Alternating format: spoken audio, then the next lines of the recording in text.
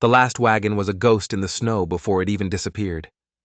Evelyn Harper watched the lantern on its tail swing once, twice, a dying star in a sea of white. Then nothing. The sounds of the men, the creak of the wheels, the snort of the horses, all swallowed by the storm. They had left her. Just like that. They'd pushed her off the wagon bench an hour back, muttering about bad luck, about the way sickness seemed to follow her, about the damn limp she couldn't hide. One of them, a man named Caleb, with eyes like chips of ice, said she was cursed. He said she drew misfortune the way a dead tree draws lightning. He spat on the ground near her worn boots, and the others just nodded. The women, they were worse. They didn't say a word. They just pulled their shawls tighter and looked away, their silence a blade colder than the wind. And now, she was alone. The snow wasn't just falling, it was an animal. It clawed at her clothes, screamed in her ears, and bit at any piece of exposed skin. She knew she couldn't cry. Tears would just freeze to her face. Besides, she wouldn't give them the satisfaction, not even now. She thought of the railway station just a few weeks ago. The potbelly stove glowing red, the air thick with the smell of wet wool and cheap tobacco. Men walking through, picking wives like they were picking apples from a barrel. A girl with hair the color of corn silk, chosen. A widow with 2 tired children, chosen. Evelyn had just sat there, hands folded in her lap, feeling the weight of her family's fresh graves, feeling the drag of her twisted ankle. The shopkeeper's wife had leaned in close, her breath smelling of peppermint and pity. "Not you," she'd whispered. Men don't want a reminder of death. The shame of that moment was a fire in her gut, but it wasn't enough to keep her warm. The cold was winning, her legs heavy as lead, her bad ankle a hot poker of pain. She stumbled, falling hard into a drift, the snow sucking her down. For a second, she thought about just staying there, just letting the white blanket cover her up and be done with it all. It would be quiet. It would be an end to the whispers, the stares, the loneliness. She closed her eyes, just for a second, and that's when she saw it. A shape moving through the blinding white, tall, dark, a shadow where no shadow should be. She figured her mind was playing tricks, her frozen brain conjuring a savior out of desperation. She was dying, and this was just the last dream before the long sleep. But the dream didn't fade. The shadow grew larger, clearer, blocking out the howl of the wind. The cold on her face was suddenly cut by a wave of impossible heat.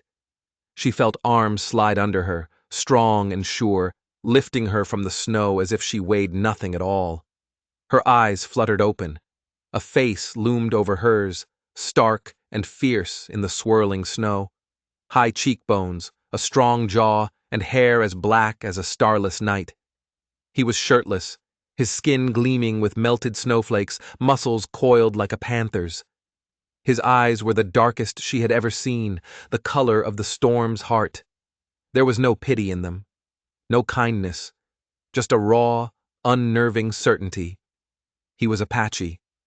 The men in the wagons told stories about his people, stories told in hushed, fearful voices around the campfire. Savages, they called them. Evelyn tried to speak, to scream, but her lips were frozen solid. The man said nothing. He simply adjusted her weight, wrapping a thick fur cloak around her trembling body. It smelled of pine smoke and wild things. Her head fell against his shoulder, against the solid, living warmth of his chest. His skin radiated heat like a furnace. For the first time in what felt like a lifetime, the shivering in her bones began to subside. She was terrified. This man was everything she'd been taught to fear. But fear was a luxury she couldn't afford. The storm had left her with only one choice: trust the monster or surrender to the snow. He began to walk, his stride long and steady, cutting through the blizzard as if it were nothing more than a light fog. He didn't seem to feel the cold, didn't seem to struggle against the wind. It was like the storm knew him and bent to his will. The rhythmic thump of his heart against her ear was a steady drum, pulling her down into the darkness. Her consciousness was a flickering candle flame, about to be snuffed out. But just before the blackness took her completely, she heard his voice.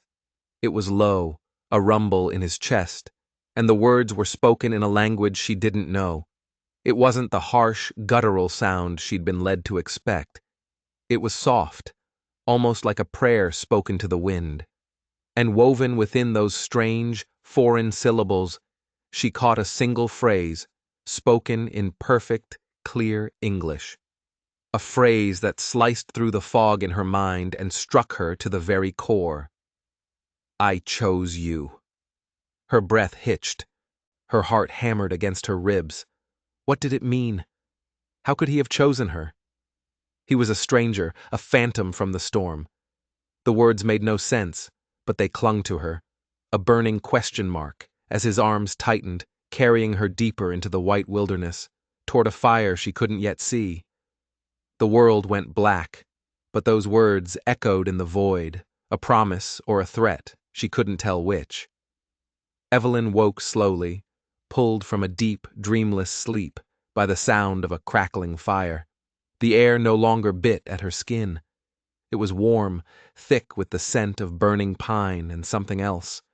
Something savory, like roasted meat.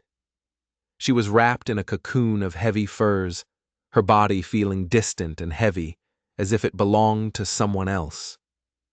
The storm was still out there, a low, mournful whisper against the walls of the lodge, but inside, it was calm. It was safe. She lay still for a long time, her eyes tracing the shapes in the dim light. The lodge was circular, its walls made of thick, interlocking logs chinked with mud. Wooden beams, smooth and dark with age, arched overhead like the ribs of a great beast. Dried herbs hung from them in dusty bundles, swaying gently in the drafts. A longbow and a quiver of arrows leaned against one wall.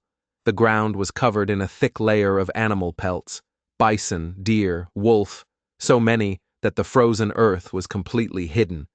And then she saw him. He was sitting cross-legged by the fire pit in the center of the lodge. The man from the storm. Taza. He was still shirtless, the firelight dancing across the powerful muscles of his back and shoulders. He was carving a piece of wood with a long, wicked-looking knife, his movements economical and precise. He didn't look at her, but she knew, with a certainty that made her skin prickle, that he was aware of her every breath. There was a stillness about him, a coiled energy that suggested he missed nothing. Her heart started to beat a little faster. It was fear, but a different kind of fear than she'd felt in the wagon train. This wasn't the fear of scorn or abandonment. This was something more primal, the awe a rabbit feels in the presence of a wolf. She pushed herself up, the furs falling away from her shoulders. The movement was clumsy, and her head spun for a moment. You... The word came out as a dry, rasping whisper, too weak to carry across the space between them. But he heard it. He stopped carving and slowly turned his head. His eyes met hers across the dancing flames. They were just as she remembered, dark, deep, and utterly unreadable. For a long, silent moment, he just looked at her, and she felt stripped bare, as if he could see every scar, every fear she carried inside. He rose to his feet in a single, fluid motion. He moved with a silent grace that was unnerving in a man so large. He went to a black iron pot, hanging over the fire, and ladled a steaming broth into a carved wooden bowl. Without a word, he walked over and placed it on the furs beside her. The simple gesture unnerved her more than any threat could have. It was an offering of care, but it felt like a claim. She looked from the bowl to his impassive face, her fingers twisting in the soft fur of the blanket.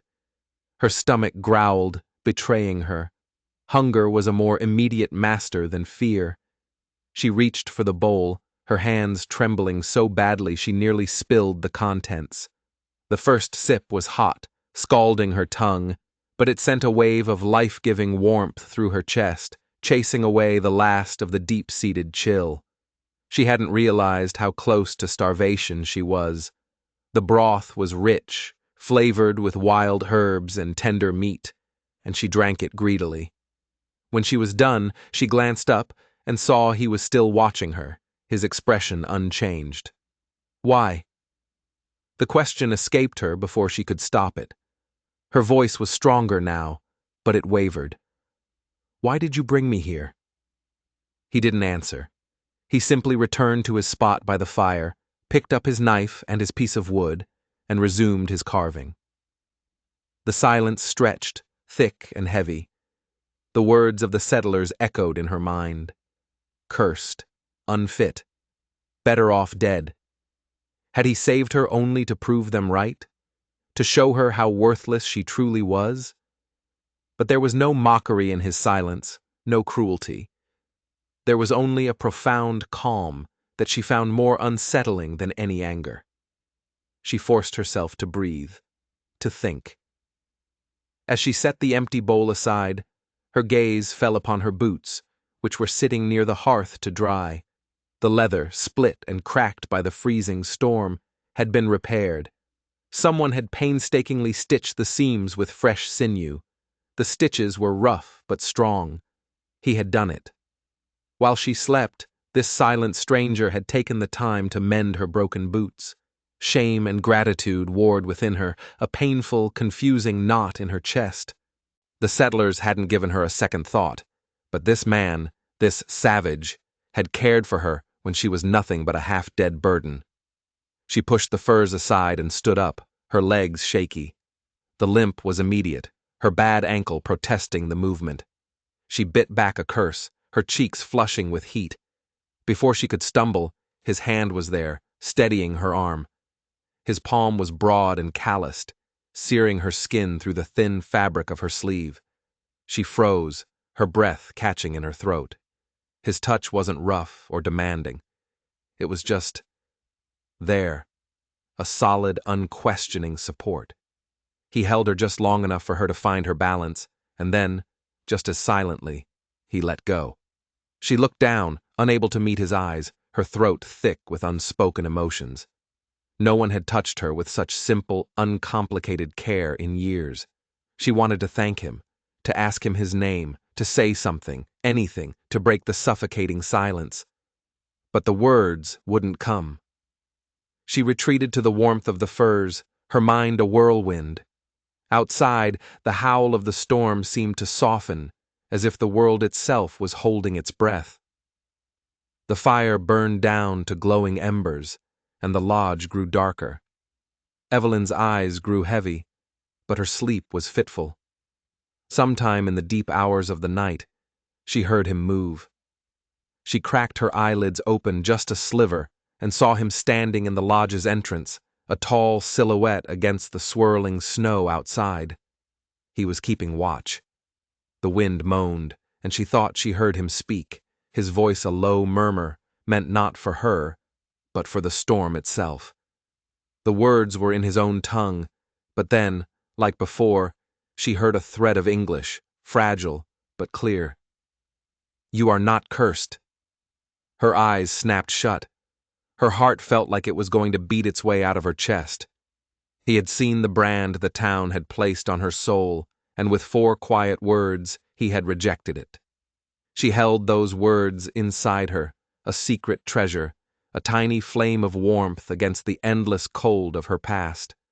She had been saved from the storm, yes, but in that moment she realized with a terrifying jolt she had also been seen, and that felt infinitely more dangerous. When the world outside turned from white to a dreary, dripping gray, Evelyn knew she couldn't stay. The thaw had come, turning the deep snow to slush and mud. The fire in the lodge was warm. Taza's silence was a strange kind of comfort, but survival required things this wilderness couldn't provide. Flour, kerosene, salt, things that could only be found in town. A knot of dread tightened in her stomach at the thought of facing them again, of seeing the scorn in Margaret Pike's eyes and the cruel sneer on Caleb Roar's face. But dread didn't fill an empty stomach. When she reached for her worn shawl, Taza simply set aside the arrow he was fletching. He rose, pulled on his deerskin leggings, and stood by the door. He didn't ask where she was going. He didn't need to. He carried no weapon, but as he stood there, tall and unmovable, she knew he was more dangerous than any man with a rifle. She followed him out into the cold, her limp a familiar, dragging shame. Their footprints, his steady and deep, hers uneven, marked a trail in the melting snow, a story for anyone to read. The town looked uglier than she remembered. The buildings sagged, and the smoke rising from the chimneys seemed to stain the pale sky. As they walked down the main street, a silence spread out from them like ripples in a pond. A blacksmith's hammer stopped mid-swing. Women on the boardwalk pulled their children closer, their faces tight with suspicion. Every window seemed to hold a pair of watching eyes. Evelyn felt them like a physical weight, pressing down on her, stealing the air from her lungs. Then, the door to the mercantile creaked open. Margaret Pike stood there, her apron dusted with flour, her lips pulled back from her teeth, in something that was meant to be a smile, but looked more like a snarl. "Well, well," she called out, her voice high and sharp, carrying across the muddy street. "The cursed girl returns, and look who she brought with her, traded her own kind for a savage." A few men leaning against the post office snickered. Evelyn felt her cheeks burn. She wanted to turn and run, to disappear back into the woods where whispers couldn't find her. But Taza didn't even flinch. He stood beside her as if Margaret Pike was nothing more than a yapping dog, his stillness a shield. The strength radiating from him was so palpable that she found herself straightening her own shoulders, lifting her chin just a fraction. They stepped inside the mercantile. The air was thick with the smells of dried beans, molasses, and judgment. Margaret stood behind the counter, her arms crossed over her chest. "What do you want?" she asked, her voice dripping with contempt. "We don't serve your kind here, or the things that crawl out of the woods with you." Evelyn's voice trembled, but she forced the words out. "Flour and salt." She placed a few precious coins on the wooden counter, her hand shaking. Margaret laughed, a short, ugly sound. She swept the coins off the counter with the back of her hand. They clattered to the floor. "Your money's no good here," she sneered. "There are some things it can't buy, like a good name. You've got none left, girl." Evelyn's throat closed up. The shame was a physical thing choking her. This was a mistake. She should have starved in the woods. Before she could turn to leave, Taza stepped forward. He bent down, his movements slow and deliberate, and picked up the coins. He placed them back on the counter, one by one. He didn't say a word. He just looked at Margaret Pike. His eyes were like dark stones, and under their weight, Margaret's smug expression began to crumble. She was the first to look away. Muttering under her breath, she slammed a small sack of flour and a twist of paper filled with salt onto the counter. "Get out!" she hissed. The sack was heavy. As Evelyn tried to lift it, her bad ankle gave way, and she stumbled, nearly dropping it. Before the sack could hit the floor, Taza's hand was there, easily taking the weight. He slung it over his shoulder as if it were a feather pillow. His silence was a roar that filled the small store. As they walked out, the whispers started up again, louder this time. "Ruined. Gone wild. She belongs to him now." The words were like stones, pelting her back, but Taza's pace never changed. And so, she matched it. Outside, Caleb Rohr was waiting, leaning against a support post for the overhang, whittling a stick. He looked up as they emerged, his eyes cold and mocking. He'd been the one to call her cursed. He'd been the one to lead the shunning. His gaze slid over Evelyn as if she wasn't there, and fixed on Taza. "So you're the one," Caleb said, his voice a low drawl. "Picking up what decent folk throw away. Guess that makes you no better than the trash you found." He straightened up and deliberately spat a wad of tobacco juice into the mud, just inches from Taza's moccasined foot. The street went dead quiet. This was it. Evelyn's heart hammered against her ribs. She waited for Taza to explode, to lash out, to answer the insult with the violence it deserved. But he did nothing. He stood as still as a mountain, his face a mask of calm. He simply looked at Caleb, and in his stillness, there was a power that made Caleb's aggression seem childish and weak. And in that moment, something inside Evelyn broke. Or maybe, something was forged. She took a step closer to Taza, her fingers brushing against the deerskin of his sleeve. It was a tiny gesture, so small the men across the street probably didn't even see it. But Caleb saw it, and Taza felt it. It was a choice. She was choosing her side. A flicker of something, surprise, anger, crossed Caleb's face before he covered it with a harsh barking laugh. But the laugh didn't reach his eyes. They walked away, leaving the town and its poison behind. With every step away from that place, Evelyn felt both heavier and lighter. The shame was still there, a heavy cloak on her shoulders. But beneath it, a tiny seed of defiance was beginning to sprout. When they reached the edge of town, where the muddy street gave way to the wilderness, she stopped. "They'll never let me be," she whispered, her breath turning to smoke in the cold air. "They'll never see me as anything but cursed." Taza stopped and turned to face her. He looked at her, and for the first time, she felt like he wasn't just looking at her, but through her, into the very heart of her.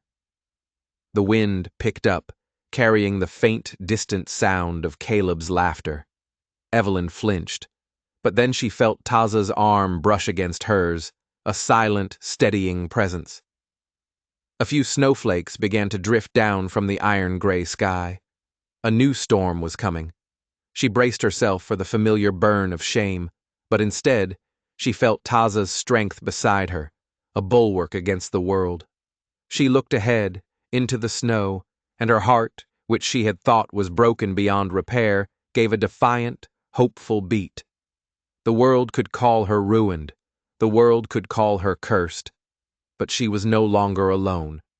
The silence in the lodge was different now. Before the trip to town, it had been a silence of uncertainty, of caution. Now, it was a silence of alliance. They were two outcasts, bound together by the world's scorn. Days turned into a quiet rhythm of survival. She learned to patch torn furs, her stitches growing steadier with each passing day. He never criticized her clumsy work, only handed her the bone needle when she dropped it, his fingers brushing hers, sending a jolt through her that had nothing to do with the cold. The voices from the town still echoed in her head. Cursed, spoiled, ruined. Margaret Pike's sneer, Caleb Roar's contempt. The words were a constant, dull ache. But here, in the fire-lit warmth of the lodge, under Taza's steady, silent gaze, the words began to lose their power. Their edges began to soften. One evening, she stood in the doorway, watching the sky bleed from violet to ash. The snow was falling again, thick, soft flakes that muffled the world.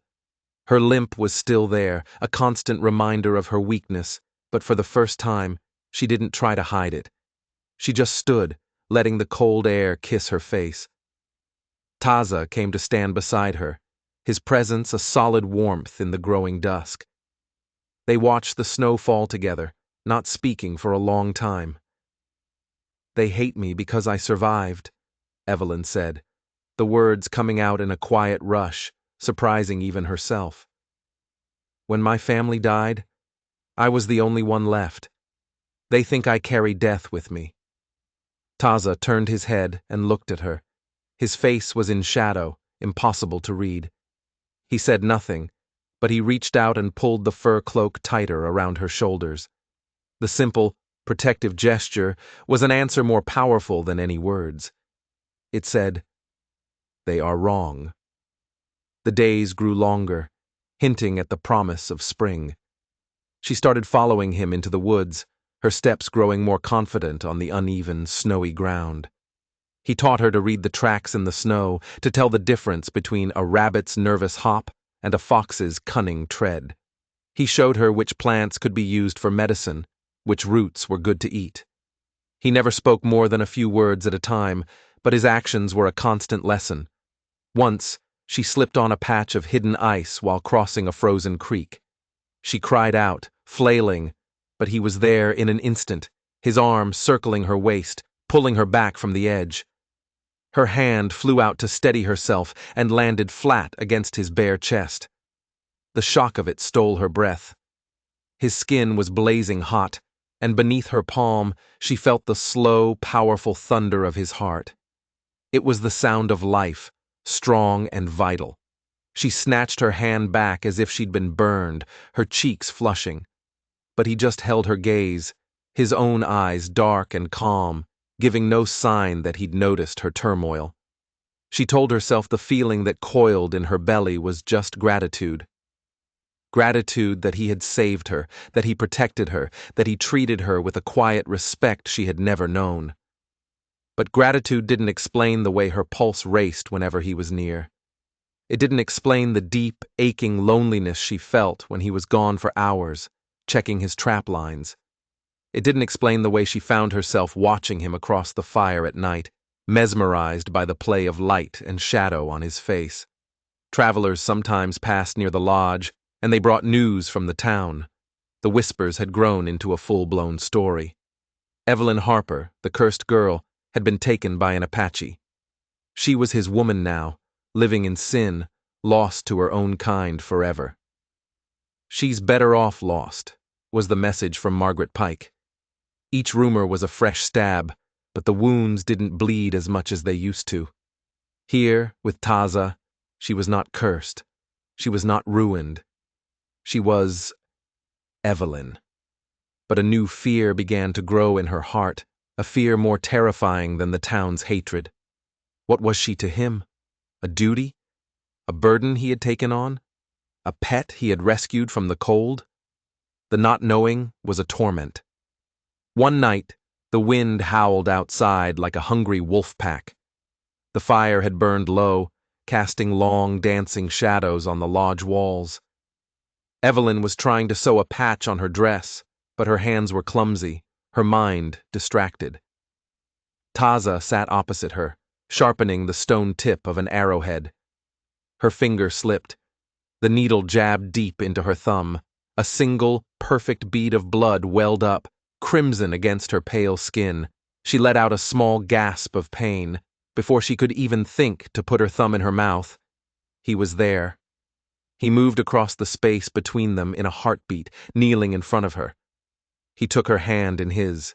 His fingers were rough and calloused, but his touch was incredibly gentle. He cradled her hand as if it were a fragile bird, his thumb stroking softly over the small wound, wiping away the drop of blood. He lifted his eyes to hers. The air in the lodge grew thick, heavy. The sound of the storm, the crackle of the fire, it all faded away. There was only the heat of his hand, the intensity of his gaze. Her heart was a frantic drum against her ribs. He was going to kiss her. She knew it. She wanted it with an ache that was sharp and sweet. But he didn't. After a moment that stretched for an eternity, he released her hand, gave a slight, almost imperceptible nod, and returned to his place by the fire. He picked up his arrowhead as if nothing had happened. Evelyn sat frozen, her hand still tingling where he had touched it. She stared at him, but his face was once again an unreadable mask. She bent her head over her sewing, but the stitches blurred through a sudden, stinging film of tears. The tension between them after that night was a living thing. Every accidental touch, every shared glance across the fire, was charged with a meaning that neither of them dared to acknowledge. It was a river, frozen on the surface, but with a powerful, dangerous current running deep underneath. Then, the traveler came. A trapper she vaguely recognized from town, a man with shifty eyes and a nervous twitch. He didn't come inside, just stood at the edge of the clearing, his horse stamping restlessly. He looked at Evelyn, and his expression was a strange mix of pity and fear. "You need to know," he said, his voice low and urgent. "Caleb Rohr is stirring up trouble. He's been telling everyone that the Apache bewitched you, that he's a threat to the town. He's got a group of men with him. They've been drinking. They're planning on coming out here to run him off." The trapper didn't wait for a reply. He spurred his horse and disappeared back into the trees. His words hung in the cold air like a death sentence. Evelyn turned and looked at Taza. He had heard. His expression hadn't changed, but she saw his hand tighten on the bow he was stringing. "They're coming for you," she said, her voice shaking. "Because of me. They'll kill you." He didn't look at her. He just continued his work, testing the tension of the bowstring with his thumb. His calm was infuriating. It was terrifying. "We have to leave," she pleaded. "We have to run." He set the bow down and finally looked at her. His eyes were like black flint. "Where would we run, Evelyn?" She had no answer. The whole world was their enemy. "Please," she whispered, stepping closer to him, her hands clenched into fists at her sides. "Promise me you won't let them take you. Promise me you won't fight them. Just run." He rose to his feet and walked toward her until he was standing so close she had to crane her neck to look up at him. His shadow fell over her, a dark, protective blanket. He looked down at her for a long, silent moment, his eyes searching her face. Then, his voice, low and resonant as distant thunder, filled the small lodge. "I do not run." The night exploded with fire and hate. Evelyn was jerked from a restless sleep by the sound of shouting and the angry, flickering glare of torchlight slicing through the chinks in the lodge walls. Her heart seized in her chest. They were here. "Come on out, savage!" Caleb Roar's voice, slurred with whiskey and rage, cut through the night. "Give us back our woman!" Taza was already on his feet, his bow and arrows left untouched against the wall. He stood in the center of the lodge, his broad back to the fire, a silhouette of defiant calm. The danger was a physical presence, pressing in on them, making it hard to breathe. Evelyn scrambled out from under the firs, her hands trembling as she pulled her shawl around her shoulders.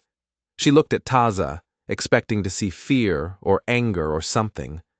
But his face was a mask of stone. He walked to the door, lifted the heavy hide flap, and stepped out into the snow. He was offering himself to them.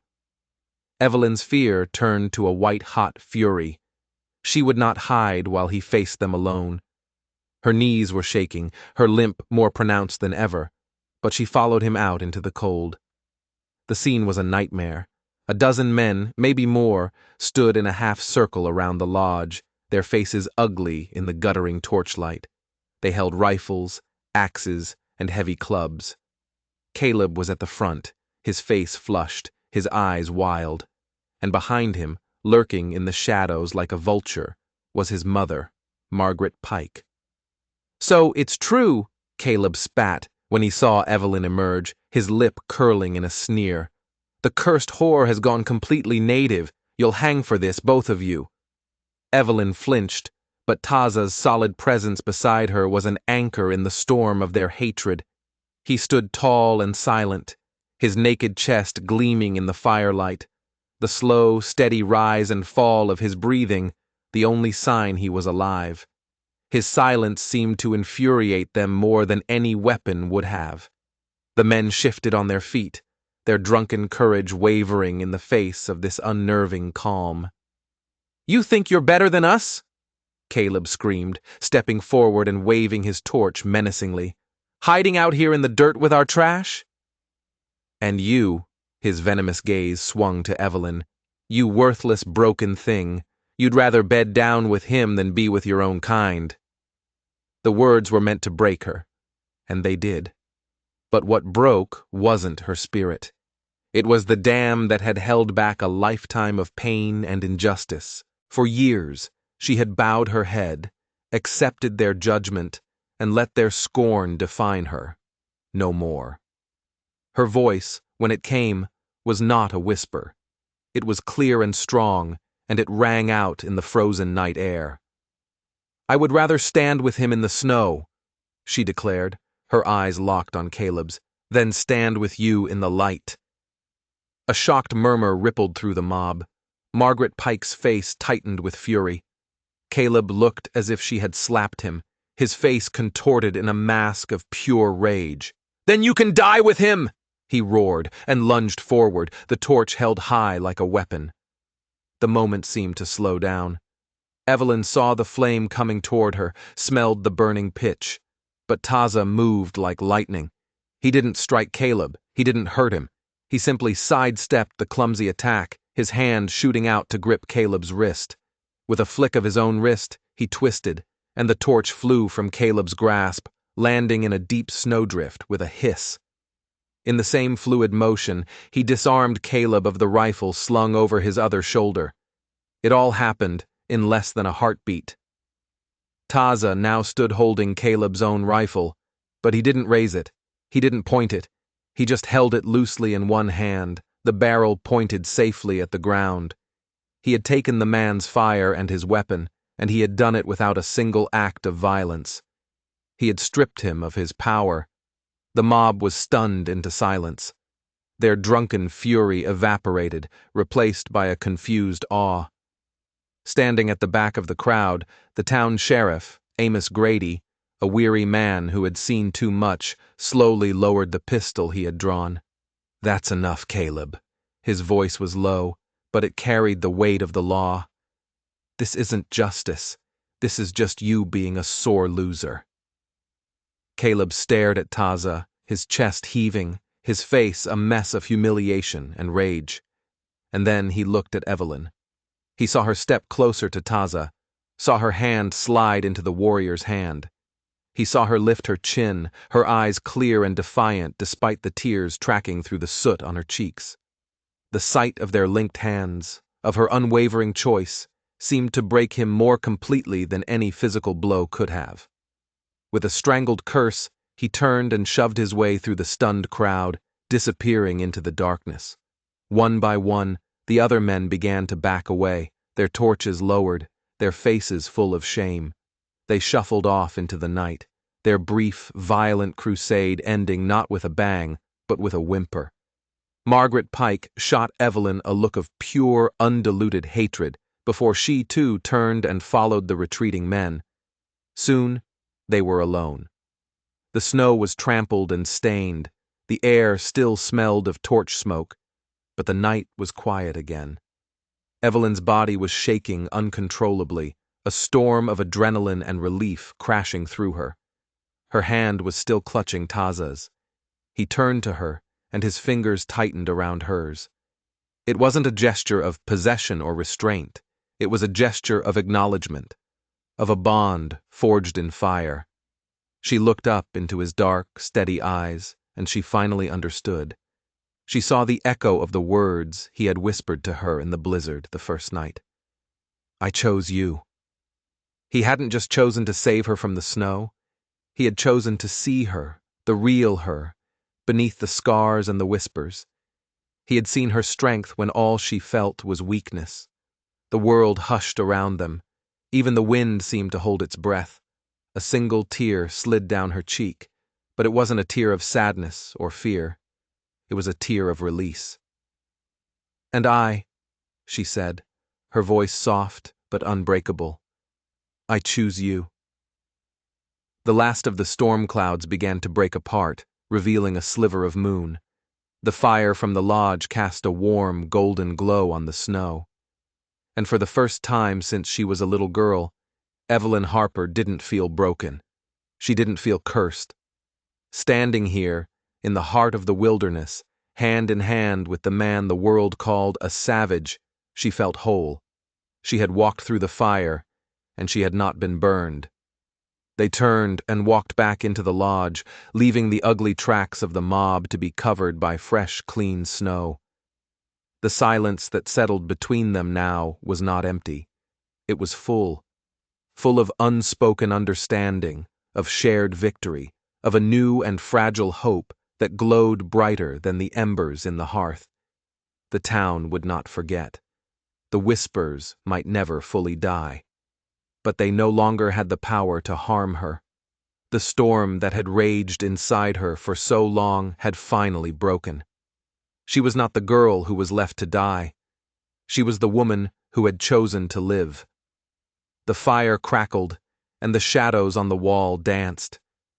Evelyn leaned against Taza, her head resting on his shoulder, his arm a solid, comforting weight around her. His hand found hers again, his fingers lacing through hers, a silent promise. And if the world outside still wanted to call her cursed, let them. She had found her own truth, here in the heart of the storm. Not cursed, not ruined, chosen. The flames hissed, the wind sighed through the pines, and outside, the first light of dawn was beginning to touch the horizon, promising a new day. Their story is a powerful reminder that sometimes the greatest strength is found not in fitting in, but in having the courage to stand apart. It teaches us that love isn't about finding someone perfect, but about finding someone who sees the strength in your scars. If you were moved by Evelyn and Taza's journey from outcasts to survivors, then do me a favor and hit that subscribe button. And don't forget to ring the notification bell, because you never know what stories are waiting to be uncovered in the shadows.